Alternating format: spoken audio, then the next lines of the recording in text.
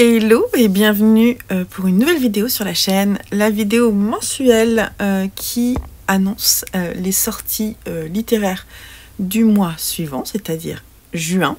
Alors, pas toutes, celles que j'ai repérées, parce qu'il y en a quand même pas mal, bien que ça se ralentisse, puisque les mois de juin, juillet ont peu de sorties. Sorties littéraires de septembre, octobre arrivent ensuite, donc voilà. Mais j'en ai repéré quand même 15 et je vais vous les montrer en vignette ici. Quand j'ai les dates de sortie, je vous les dis et on va parcourir ensemble un petit peu les résumés, voir si potentiellement ça pourrait vous intéresser aussi. C'est parti!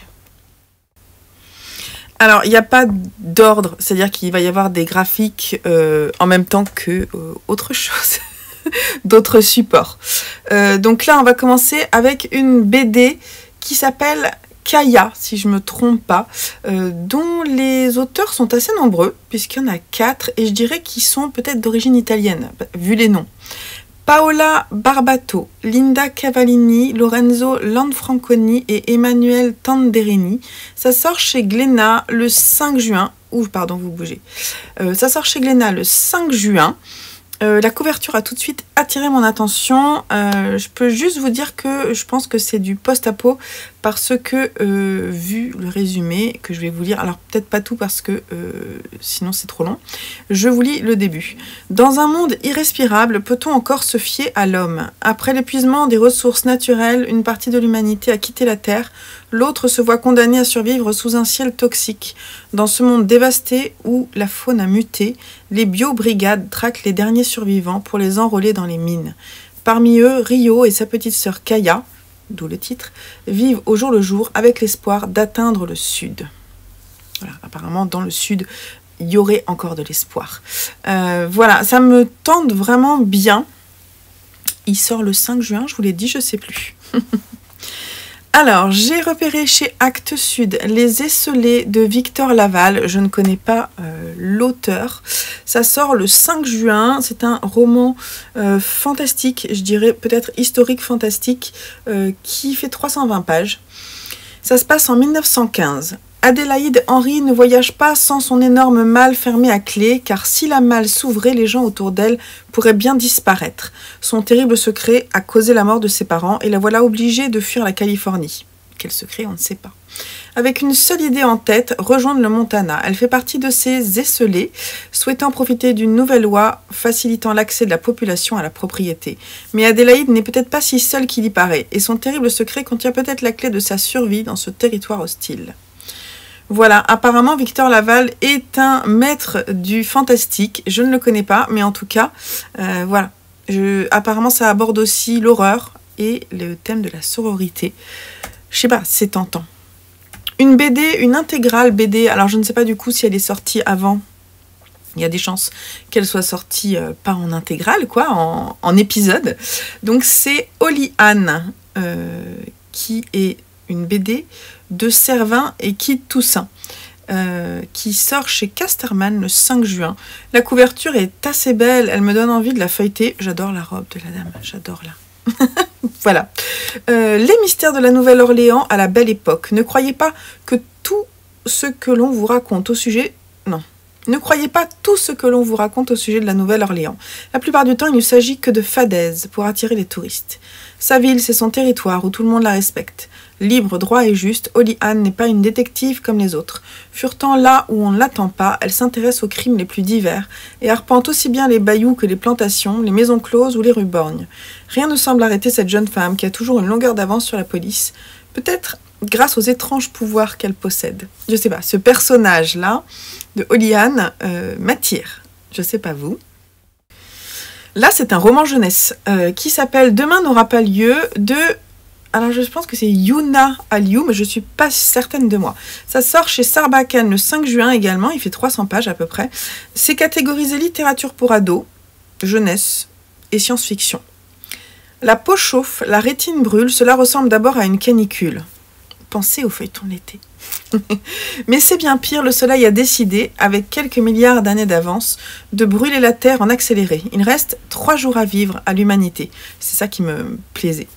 Pour l'humanité et donc pour Azumi, lycéenne habitée de secrets. Azumi vit à Paris, mais son cœur est ballotté entre le Japon et la Corée, où un vieux drame familial au Japon et l'amour de sa vie, l'écrivain coréen Ji Eun-ji, pardon pour la prononciation, se dispute ses rêves et son énergie. 3 jours pour résoudre le mal qui l'a fait s'évanouir depuis l'enfance, 3 jours pour effleurer ses rêves de poésie, 3 jours pour l'amour, SAC. Franchement, ce résumé, il me donne envie d'aller voir, même si c'est de la littérature pour ados.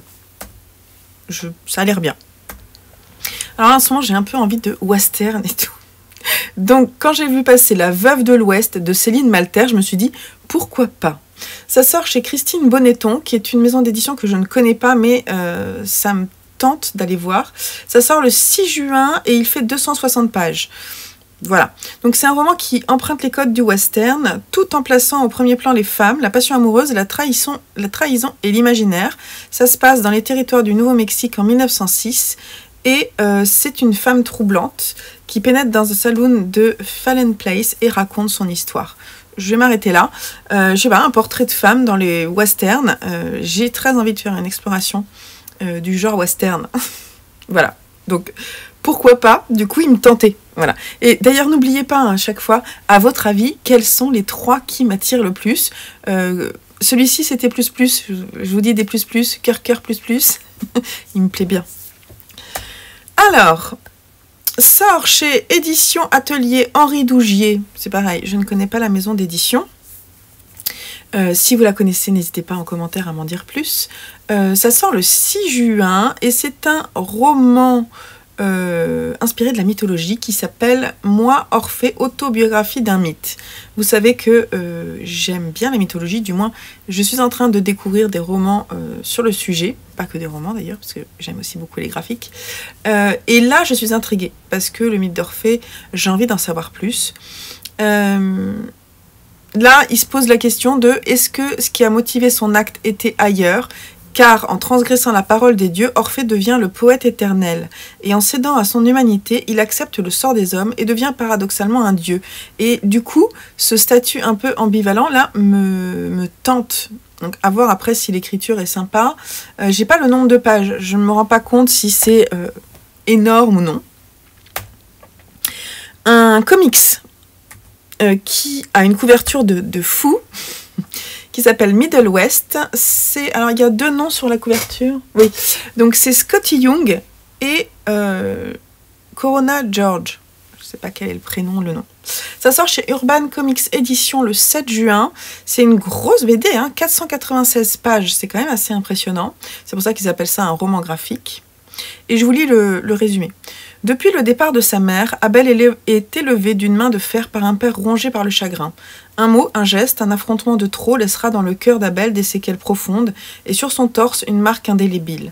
Accompagné de son ami le plus fidèle, un Jiminy Cricket aux allures de renard, le jeune garçon choisit de fuir pour mieux se reconstruire loin de la violence paternelle. Un périple à travers un pays fantastique marqué par des rencontres toujours plus extraordinaires. Tourner le dos à son passé n'est que la première épreuve d'un long et périlleux voyage. Abel devra faire la paix avec son histoire de famille et apaiser cette colère nouvelle qui monte en lui.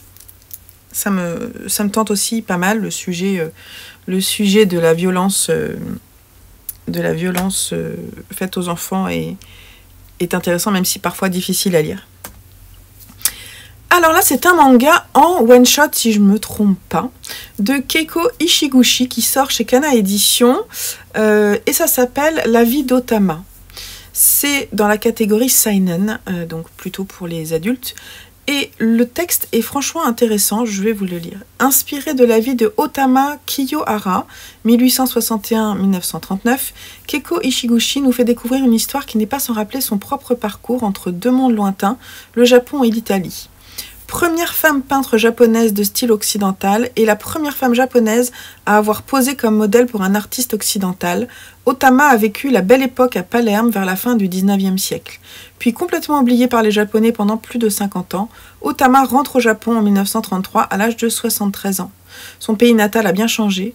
Nous sommes au début février 1936, un coup d'État se prépare. Franchement, ça a l'air vraiment passionnant. À voir comment sont ces dessins, parce que cette couverture a un trait assez original, je trouve. Donc, je suis complètement happée, cœur, cœur, plus, plus.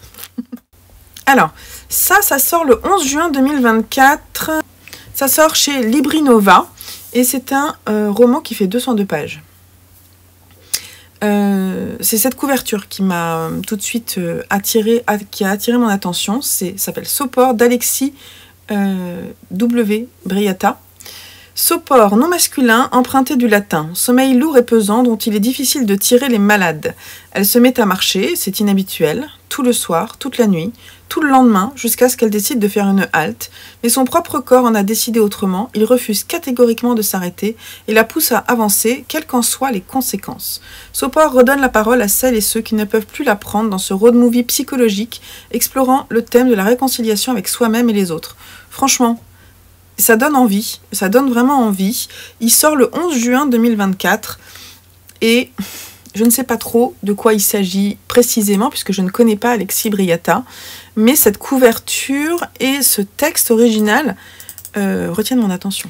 Une BD de Séverine Vidal qui est une autrice de BD que j'aime bien. Donc ça sort chez Bambou Édition le 26 juin, un roman graphique de 160 pages. Le texte est plutôt intéressant aussi. Une maison familiale en bord de mer qui traverse les générations. L'atmosphère des vacances, la nostalgie de l'enfance, les rires, les chamailleries, les grandes tablées et les souvenirs qui restent pour toujours. Julie, trentenaire parisienne, retourne dans la maison de famille en Loire-Atlantique pour y passer un dernier été. L'oncle Albert souhaite la vendre afin de récupérer sa part et toute la famille se réunit une dernière fois.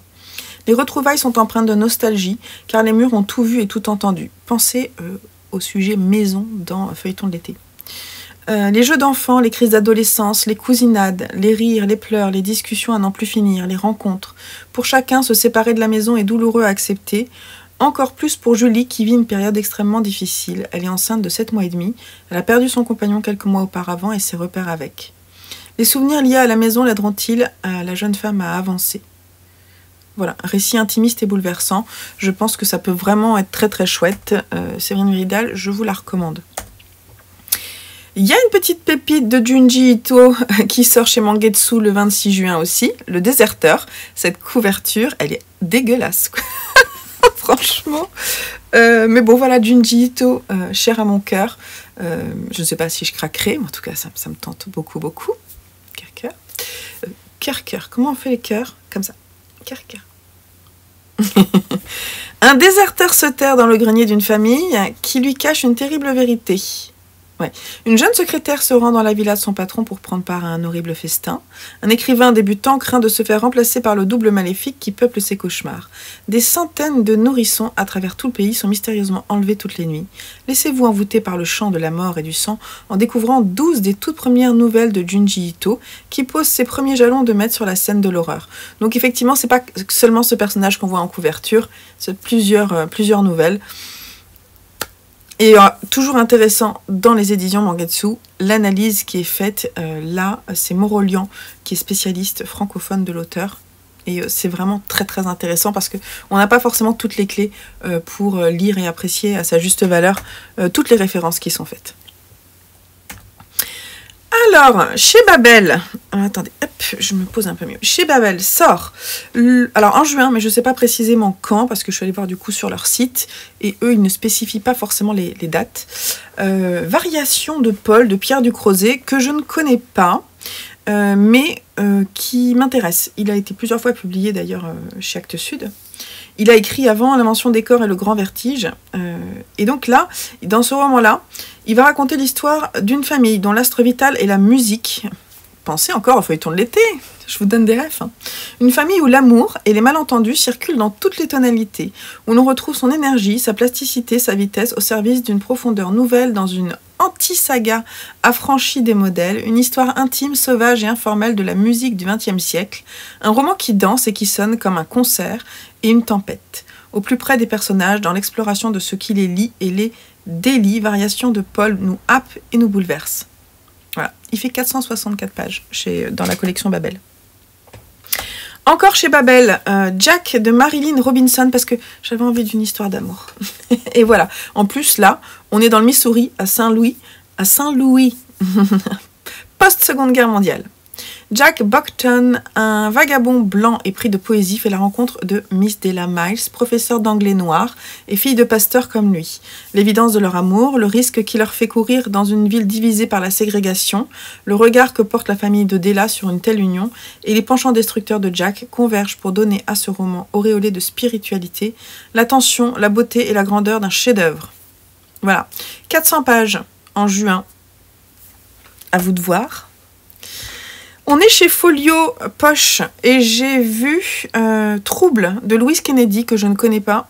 Voilà, pardon. Ça sort le 6 juin. C'est un Louise Kennedy, elle est irlandaise. Alors attends. Je me suis fait surprendre par un livreur. Voilà, vous savez quand ils envoient des messages et que en fait j'ai ouvert la porte, je m'attendais pas à le voir. Je fais ça m'a fait marrer. Bref, ce n'était pas des livres. Rien à voir. Alors, on est, donc je vous ai dit, Louise Kennedy, elle est irlandaise. J'aime bien cette ambiance. Là, on est en 1975 à Belfast. Donc, période d'attentat. Et on suit la jeune Cushla qui tente de mener une vie normale malgré tout ça. La journée, elle enseigne dans une école catholique. Le soir, elle travaille dans le pub familial. Un jour, derrière son bar, elle rencontre Michael, un avocat qui s'est fait un nom en défendant les membres de l'IRA. En dépit du bon sens, l'homme est non seulement protestant, mais aussi plus âgé et marié. Cushla se laisse attirer par lui et son monde sophistiqué. Mais le fragile équilibre de la communauté et du jeune couple se rompt lorsqu'un parent d'élève est laissé pour mort. C'est un drame déchirant d'amour contrarié et de loyauté irréconciliable. Voilà, 432 pages. Franchement, ça peut être vraiment passionnant. Alors, chez Gallimard, dans la collection L'Imaginaire, va sortir le 20 juin une réédition d'un roman d'Edith Wharton qui s'appelle La Maison de Liesse. Alors, je sais pas, je crois que c'est traduit The House of Mirth. Mirth, c'est ça. Alors moi, du coup, comme j'adore Edith Wharton, cœur plus. Hein. La 4e de couverture, je vous lis rapidement. Orpheline, ruinée, Lily Bart cherche à faire un riche mariage, bien qu'elle aime un avocat, Laurence Selden. Trop honnête pour se vendre, mais d'allure trop libre pour garder sa réputation intacte, elle voit se fermer les portes de la haute société. Une fresque romanesque de la société mondaine new-yorkaise qui dépeint aussi bien son éclat et sa richesse que sa corruption. Un des thèmes chers au cœur d'Edith Wharton et voilà, j'ai vraiment très envie. Donc je trouve pas la couverture si belle que ça, c'est dommage, mais bon, c'est comme ça, c'est pas moi qui choisis. Hein. Ça sort le 20, je vous l'ai dit, je sais plus. Bref. Et je crois qu'on a fini. On a fini le tour de ces sorties que j'ai repérées et qui ont retenu mon attention pour juin.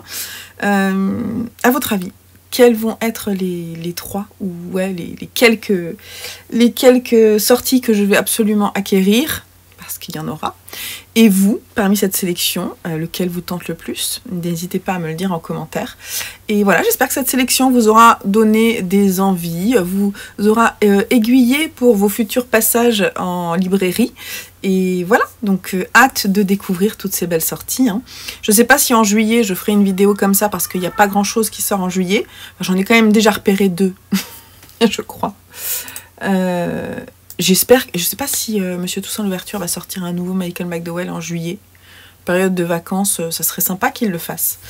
Voilà, donc bah écoutez, voilà, donc j'espère que ça vous a plu. Je vous fais des gros bisous. N'oubliez pas, si ce n'est pas encore fait, le petit pouce en l'air. N'oubliez pas de vous abonner, comme ça aide la chaîne à être mieux référencée. En attendant, je vous embrasse, je vous remercie d'avoir regardé cette vidéo et je vous dis à très vite sur la chaîne. Allez, bye bye!